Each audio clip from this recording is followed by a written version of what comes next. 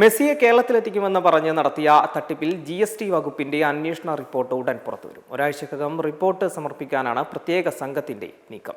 മെസ്സിയെ എത്തിക്കാമെന്ന് വാഗ്ദാനം ചെയ്ത സ്പോൺസർ 72 കോടി സേവന നികുതി അടയ്ക്കാത്തതിലാണ് GST വകുപ്പിന്റെ അന്വേഷണം. വിദേശത്തേക്ക് കോടികൾ കൈമാറിയതുമായി ബന്ധപ്പെട്ട ഫെമ ചട്ടലംഘനങ്ങൾ നടന്നിട്ടുണ്ടോ എന്ന് ED പ്രാഥമിക പരിശോധനകൾ ആരംഭിച്ചിട്ടുണ്ട്.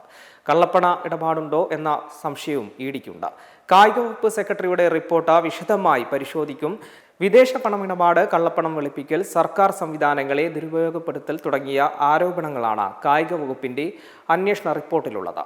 കൂടാതെ കഴിഞ്ഞ സർക്കാരും സ്പോൺസറും തമ്മിൽ അവിശുദ്ധ ഇടപാടുണ്ടായെന്നും കണ്ടെത്തിയിരുന്നു. കായിക വകുപ്പിന്റെ അന്വേഷണ റിപ്പോർട്ട് വിശദമായി പരിശോധിച്ച ശേഷമായിരിക്കും തുടരന്വേഷണം പ്രഖ്യാപിക്കുക. കഴിഞ്ഞ ദിവസം മുഖ്യമന്ത്രി VD സതീശൻ വിഷയത്തിന്റെ ഗൗരവത്തെക്കുറിച്ച് പ്രതികരിച്ചിരുന്നു. സംസ്ഥാന സർക്കാരിന് ചില്ലിക്കാശ് നഷ്ടം ഉണ്ടായിട്ടില്ലെന്നും വ്യാജ ഇടപാടിൽ സർക്കാർ ചട്ടവിരുദ്ധമായി ഇടപെട്ടിട്ടില്ലെന്നുമായിരുന്നു കായിക വകുപ്പ് റിപ്പോർട്ടിലെ ഞെട്ടിക്കുന്ന വിവരങ്ങൾ പുറത്തുവന്ന ശേഷമുള്ള മുൻ മന്ത്രി V അബ്ദുറഹിമാന്റെയും സ്പോൺസറുടെയും പ്രതികരണം. സർവ്വതും പച്ചക്കള്ളമെന്ന രേഖകൾ തെളിയിക്കുന്നുണ്ട്.